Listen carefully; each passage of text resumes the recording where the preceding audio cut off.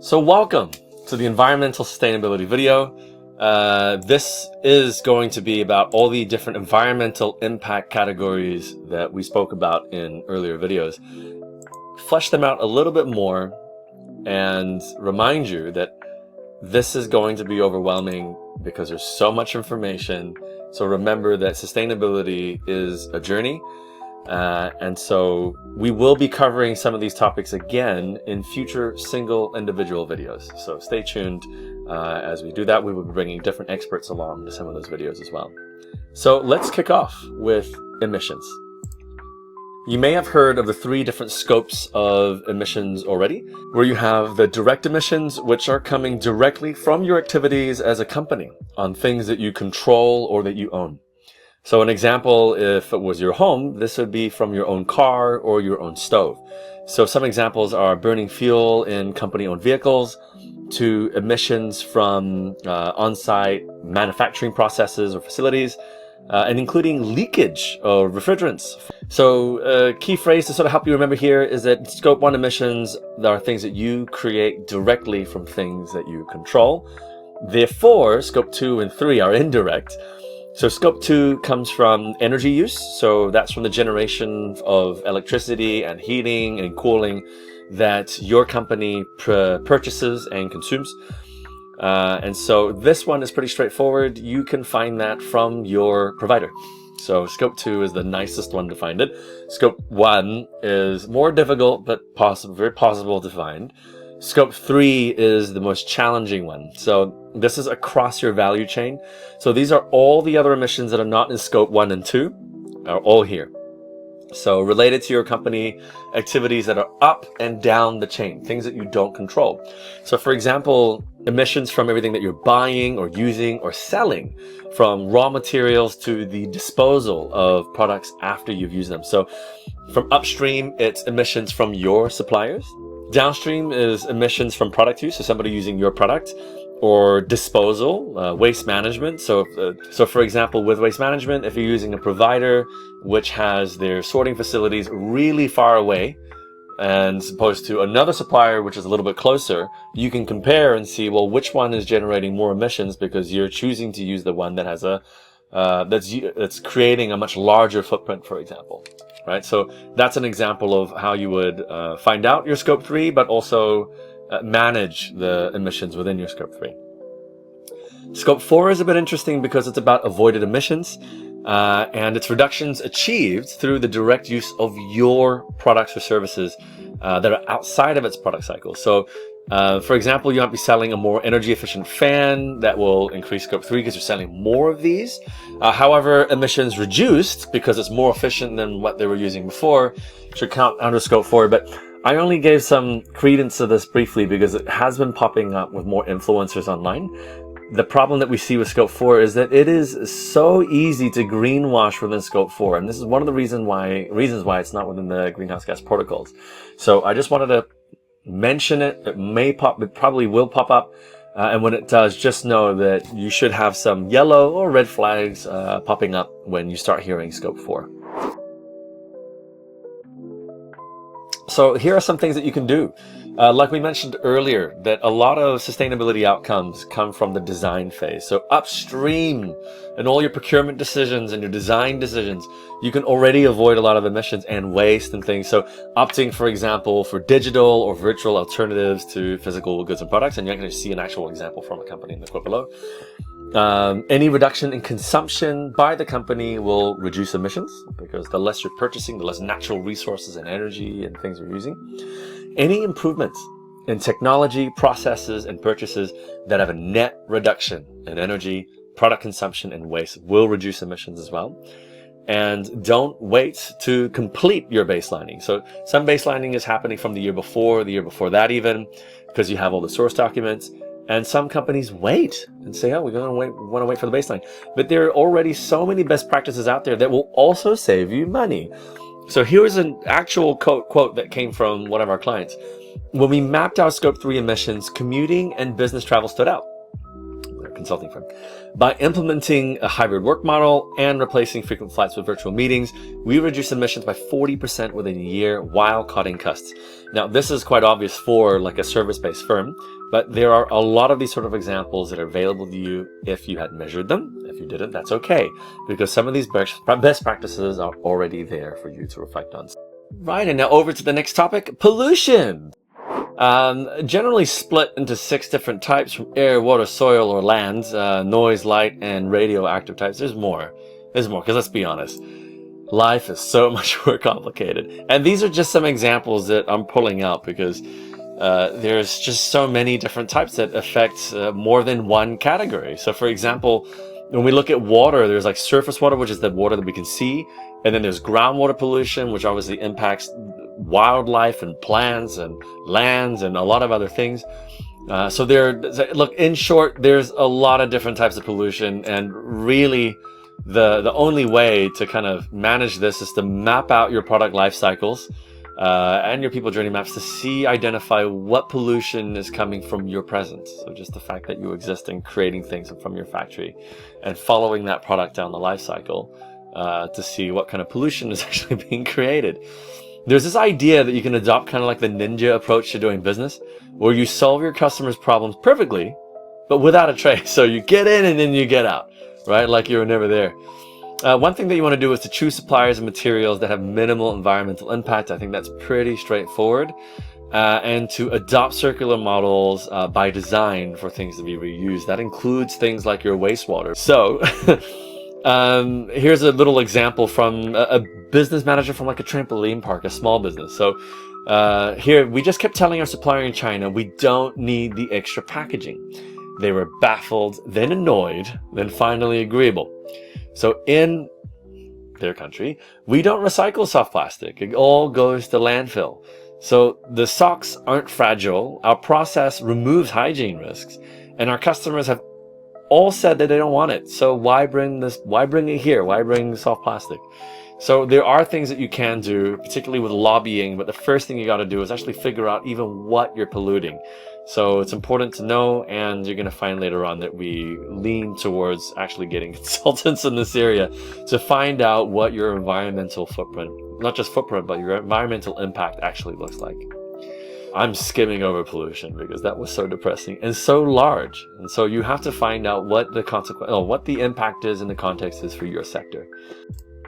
So waste, like pollution, has a lot of different categories, and it depends on the market that you're in, the sector that you're in, the country that you're in, because they will put all kinds of infographics out for the different types of waste based on what is actually recyclable or treatable in that market. So here's just an example of the different types of waste that you'd expect to come from a business, depending on what business you're in. But what you need to know is that we cannot recycle our way out of waste. Most waste is actually downcycled. So the biggest and most infamous recyclable hero product is plastic bottles, which are made out of PET, so a form of plastic. And it's downcycled. What we mean by that is that it still requires virgin plastic, so coming from fossil fuels, to create the virgin material to go back into these plastic bottles. So you're actually downcycling because it still needs new material coming in. And with PET, you'll see different numbers. It's recyclable up to 7 times, at most 7 times, but typically up to 3 times recyclable. So that's not fully recyclable. It's not what people imagine recycling to be like. Also, recycling still bears a huge energy, natural resource and emissions cost. So you'll see that making glass, like recycling glass, is very similar as well. So it's better if it just doesn't get broken. Waste can be eliminated by design. Up to 90% of waste outcomes actually occur from the design phase, right at the very start of your product journey map. And you do that with circular economy practices. Another thing here is that the waste outcome is dependent on your waste infrastructure in your region. We have touched on that briefly before in some other videos, but if there is no waste stream, so it's not obvious who in your city can actually take the rubbish that you're actually producing, then that just means there's probably no waste stream, unless you pay for it to get collected by a very specific person who can treat it.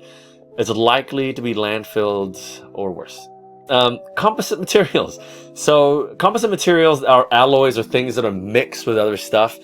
So, mixes of plastic, which are not categorized into the typical numbers that you see, or things like Tetra Pak or liquid paperboard, which is the cartons that you get milk or juice, or unfortunately now even water in.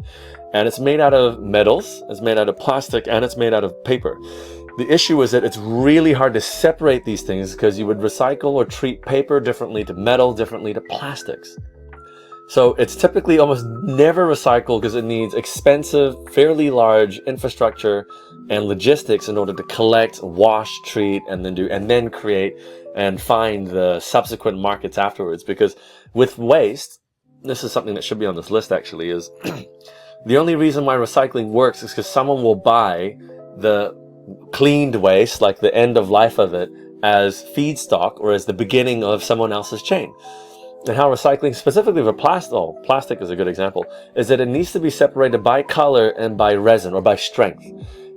Because factories want to produce a product, a phone or something in a specific color, so they're not going to buy this general mush of colors. So it has to all be separated and stored and cleaned in each individual color and strength in order for companies to say, yeah, I'll buy that because that's what I'm getting. So much of this is currently market dependent. And if the market is not buying because there's a downturn in the economy, no one is buying this waste, which creates a huge problem for cities or for companies who are managing waste. So the better thing to do still is to just follow the waste hierarchy, which is what you see here. There's so many versions of this. There's the 4 R's, the 5 R's, the 7 R's, the 9 R's. In my experience, the best thing that you can do, firstly, it's not even an R, is just to avoid it.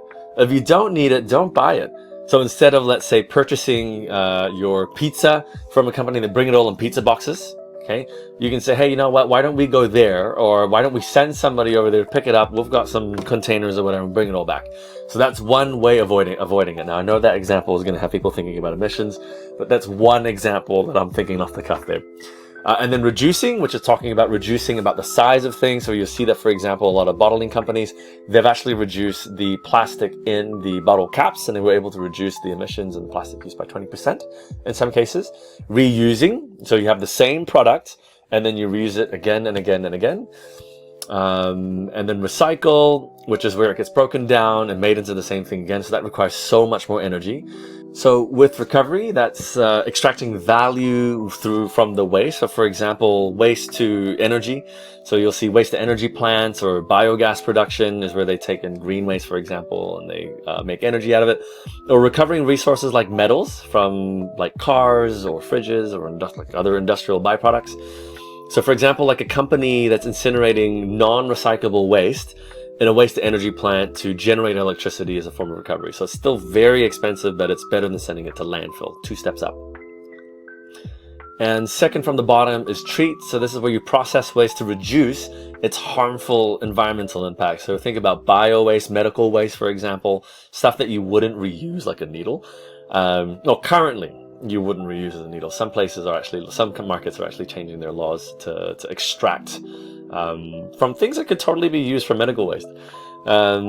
So sludge waste, for example, so chemical waste is definitely in this category, to remove it before you discharge it, which you end up disposing into landfill, which is sort of down the bottom. It's like a mix for some cases. And dispose is where you just send some stuff to landfill. That's pretty straightforward. Landfill or incineration without the energy recovery. Because if you're incinerating it, but you're not using that energy for something, then you're just down here. And here for some guidance, we look towards the Ellen MacArthur Foundation. They do such phenomenal work in the area. I don't think they coined it, but they have been promoting circular economy practices. And here you'll find two loops, 2 flows. You've got the biological cycle. So that's like here it is, renewable flow management. So the idea is that materials are biodegradable, meaning that they can decompose and replenish natural systems like soil. And the idea is that you're focusing on restoring natural systems rather than degrading them. So we look at things like production and consumption. So companies produce goods using renewable sources, such as organic cotton, wood, or food. And then they reuse or cascade the use. So products like food waste are reused in other applications. So for example, there are like silk companies that, sadly have to kill the worms to get the silk. But once they get the silk, even the hot water that's used to filter out or sort of like collect silk from That water is found to have certain proteins that will increase the shelf life of fruits, for example. There's more research going into this. So that water will get used. The dead bodies of the silk will get used to sell as protein and protein powder. And the different layers of the silk cocoon are used for different products, for example. And any of the sort of organic waste gets composted back and then put right back into like mulberry plantations, which are used for food for the worms. So that's an example of cascading use with composting and essentially returning those things to the biosphere. So nutrients put back into the soils, although in that case, it's really just going back to production. And then you've got the technical cycle here, finite materials. So this is the idea here for key principles is the design for durability, reuse, and recyclability to maximize the value of finite materials. So you want to avoid sending materials to landfill or incineration unless absolutely necessary. So these sort of products are things like aluminium or steel or plastics. You want to make sure that they're durable, they're reused, repaired, or refurbished. As you can see here, you want to keep that loop small. And then recycle sort of at the end of it, when certain materials can no longer be reused or repaired or broken down into raw materials for new manufacturing, then we aim to recycle. But we really want to avoid landfilling things as much as possible. The idea here is that nothing should be wasted and we can conserve valuable resources. But a lot of that means that we're redesigning products in order for us to avoid things going to landfill. But really, as the adults in the room, because we're all adults watching this video, you'd think that would have gotten a lot further than where we are at the moment. And that's because there's just so much lobbying from manufacturers and miners and people who are creating these finite materials. They're very incentivized to keep business as usual. So moving on, what can you do is to follow that waste hierarchy. Number two, you can lobby with your suppliers and your local government for systemic waste issues. If you don't have waste streams, lobby and say, this is the amount that we're producing. We need a waste stream for it. Let's help recycle or at least recover the materials from this. You need to exemplify and communicate frequently with your team on this, because with waste, if you've got these announcements for gigantic waste initiatives, but in the office you've got individual bins and everyone's just chucking and mixing it, they go, the company's not doing the little things. How serious are they about these big things? Number four, you need to also do the due diligence and make sure you measure those waste outcomes. So when you start doing your life cycle assessments or the product journey mapping, you'll start seeing like, hey, here are all the different places that we send our waste to, or where our waste manager sends our waste to. But what happens then? So for example, a lot of the cardboard in places like New Zealand, we have mills. We don't have enough mills. Most of it gets packed up into containers and then sent to Indonesia. How much sense does that make? So you do need to check and see, well, actually, if it gets sent from Indonesia, sold as paper and cardboard, and then used for 30 minutes in someone's packaging, and then collected, resent back on another ship back to Indonesia, all of that is part of your emissions life cycle. So that gets measured. So check where all these sort of things are going. So here's a quote from a construction firm. So there were a lot more low-hanging fruits than we thought. Starting from our offices to our work sites, it was surprisingly easy to get to 80% waste diversion to landfill. It really was. It was like 2 meetings with these guys. It got much harder after that, because now you're fighting for the little percentages at the end. I just wish I knew how easy it was earlier. It really is so much easier nowadays. We digress. Water. Water is a toughie.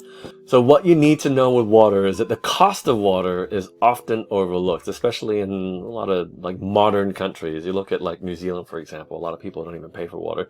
It's part of their rates and they don't realize it. So anyway, so to collect, store, distribute, treat, and waste it, there's a cost to all of this.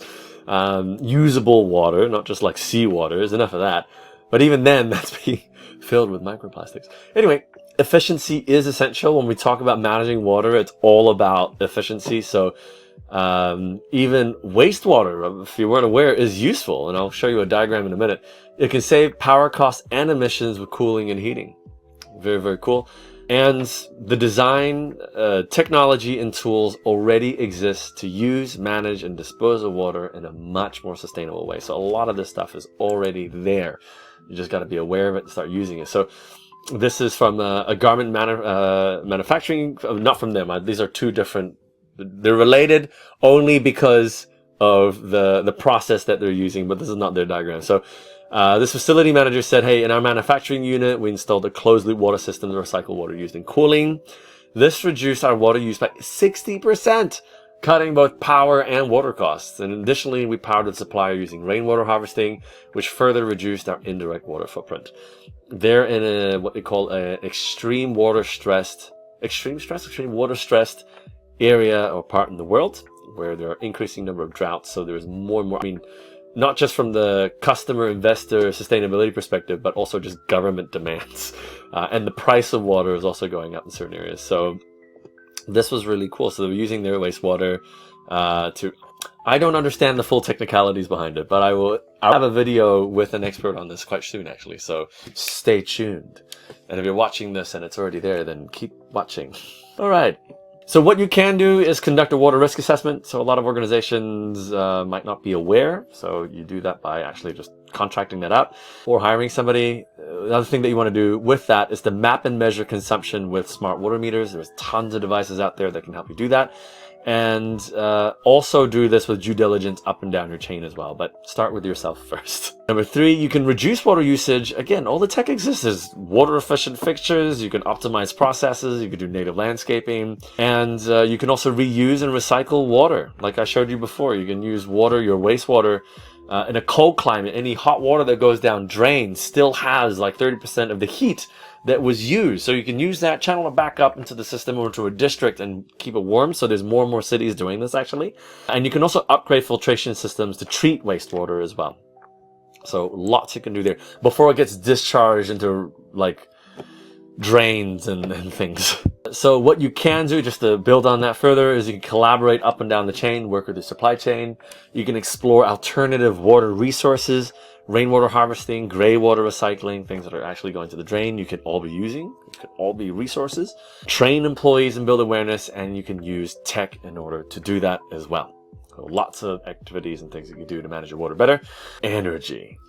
We're almost there. I think this is the second to last bit here. So what you need to know about it is the commercial risk first. There's more and more of this in places. Oh, and this is in New Zealand, where supposedly it costs almost $300 million because of it actually increases the cost of power, especially in a privatized economy.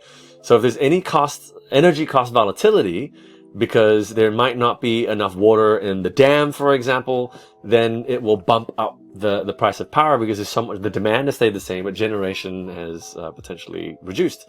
So it's directly climate linked. There's this bit, but there's also countries where you might not have been voting for the right people for a while, like in South Africa, and you've got grid instability, and that will also bump up the price of power.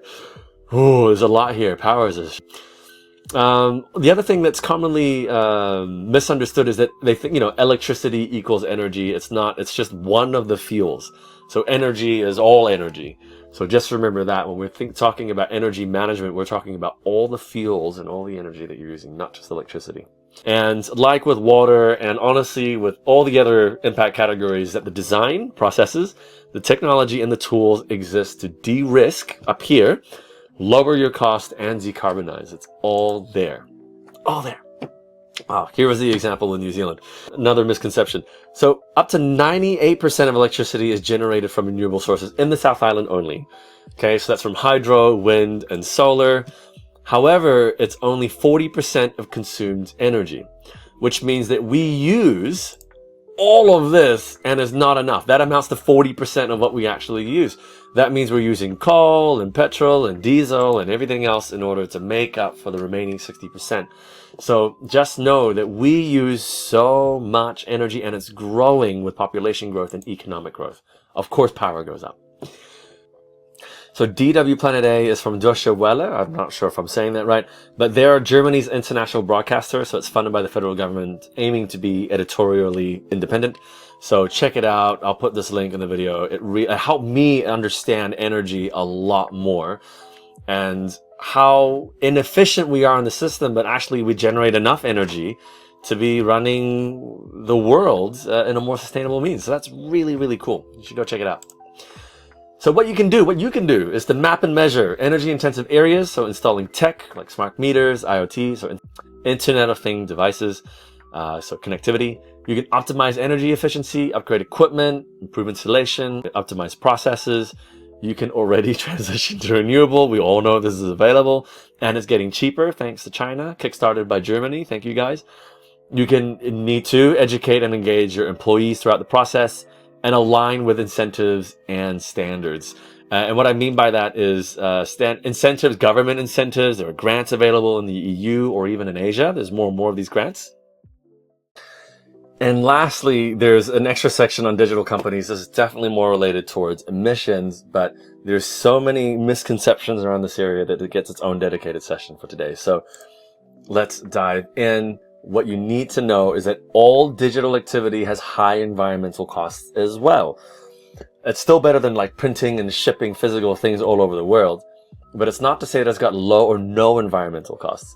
There's two types of sort of carbon that you need to be aware of. There's operational carbon, which is the energy to sort of power everything. That's like your ongoing costs. And then embodied carbon, which in digital is used for things like storage, like your email is stored somewhere. You're going flying all over the world and you can access your email from all over the world. Well, that rests somewhere. So there is a device or devices where all of that is stored. And of course, the network to sort of channel and bring all those things left, right, and center. And that's embodied carbon because that's been already mined and produced and manufactured and shipped and installed and maintained. Maintained is more operational carbon, but embodied carbon was what did it take to get there. So looking at this diagram here, where you're seeing where energy consumption happens when we're dealing with your digital devices, like sending emails and calls or watching Netflix. So here you're going to see two boxes. One box where you have your internet provider and their core network. You have an access network that they use. And then you also have between them, the internet provider and the internet provider, let's say somewhere else in another country, that's transmitting, the infrastructure or the internet essentially through undersea cables. And then you have another from the access network, the data centers. That could be more local. It really depends on your country and where all this stuff is. And then that box, that big sort of box with those four things in it, are connected to your local area network. So that's your building, your house, right? Your apartment building, your office. And that connects through the routers to devices like your smartphone, your computer, your TV. So when we are trying to measure emissions from this entire thing, you might have heard somewhere back in 2012 that the average email is about 4 grams of CO2. That average only accounts for, so out of those 6 boxes, it only accounts for 2, which is a measurement of your internet provider and the access network that they use.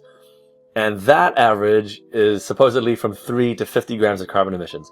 It doesn't measure any of the energy that's consumed, the power from your phone to your the energy efficiency of your house, all the way to the access network. It doesn't count any of the data centers because we currently don't know yet, easily don't know yet, where that data is stored. It might be stored across multiple data centers depending on how all of that is designed. And of course doesn't count the infrastructure that transmits the internet across all of these undersea cables that are global. It is crazy. And to add a little bit more to that, we don't know because each of your devices, like your smartphones and your laptops, your routers, your house, or like everything's wired so differently. So and the power that you pay, depending on your plan, fluctuates, and price fluctuates in demand, and it comes from different sources at different times of day, depending on the market that you're in, and depending on the market that you're receiving that data from and where that data goes through. It is immensely complicated, but there are some new methods of figuring out working carbon emissions from like remote work and your emails and things. So looking at your hours worked, your workstation, what you used, the lighting that you used, the heating that you used, all of that, which, heating not so much for the digital, but these 3 things certainly for your emissions per email, your thanks that you're sending. So there are some things that you can do. There's so many more tips available that we'll put into the video description, but for here, you can send links without attachments. The moment you put an attachment to it and it gets forwarded and it gets sent and downloaded all those times, emission cost on all of those things. You can improve the UI and UX on your websites and on your apps, for example. That's also hugely commercially beneficial because people don't want to click 19 times in order to find the data that they want on your website, right? So you can improve your UI and UX. You can also choose a green hosting provider. So these are providers who have certified energy sources. So they're like completely solar, like their data centers are completely solar, for example, or powered from a renewable resource, and has been verified and audited. Other things that you could do are set page weights and keep your page light, so you're not downloading so much stuff. So the other thing that you can do is to choose a dark color palette to reduce the amount of light that has to come off from screens. Now, just note that most traditional LCD screens do not see significant energy savings with dark mode because LCDs use a backlight to illuminate the screen. So whether the colors are light or dark, the backlight remains on. Remaining energy consumption is not significantly affected. However, you've got other screens like OLED and AMOLED that are most common in smartphones, which like everyone uses smartphones. So there are certainly still energy savings here. The reason why I said that is because I had somebody come up to me and rant at me how that wasn't a thing. And I was like, well, hold on. Different devices use different screens. So yeah, maybe your computer screen or your TV screen isn't OLED or AMOLED, or maybe it is. But a lot of cell phones are. So it still helps. It still helps. Do what you can. Every little bit counts.